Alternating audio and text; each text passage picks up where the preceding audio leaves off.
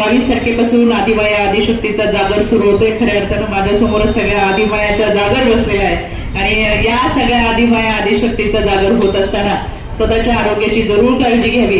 कारण की मी प्रत्येक ठिकाणी सांगते, नवरात्रीचे उपवास कोणाच्या भावना मला दुखवायच्या नाहीयेत, पण कडक निरंतर उपवासाच्या मागे लागू नका. आधीच आपले हिमोग्लोबिन फार कमी आहे.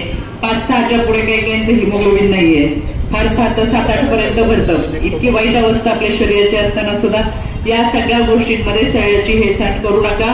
चांगल्या पद्धतीने आरोग्य आणि आरोग्याची जपवणूक ही आपण आपल्या महिलांच्या शरीरामध्ये केली पाहिजे. खरं तर सुपर वुमन म्हणून कधी स्वतःचा थोडी सुपर वुमन म्हणत असेल तर सांगा, आम्ही सुपर वुमन नाही, आम्ही वुमन माणूस म्हणूनच आम्हाला जगण्याचा अधिकार द्या, खऱ्या अर्थानं सन्मान द्या. सुपर वुमनच्या नावाखाली 100 किलोचं ओझं आमच्या डोक्यावर नको. कुटुंबामध्ये प्रत्येक कामाचं विभाजन झालं पाहिजे. आम्हाला मान सन्मान मिळाला पाहिजे. तो 365 दिवसाचा केवळ 8 मार्च हा जागतिक महिला दिवस साजरा करायची वेळ देखील येऊ नये. तर खऱ्या अर्थानं 50% आरक्षणामध्ये 51% आम्हाला कुणाच्या वाटायचं नको. 50% असेल ते सन्मानपूर्वक मिळावं, हीच भावना समाजामधली आहे.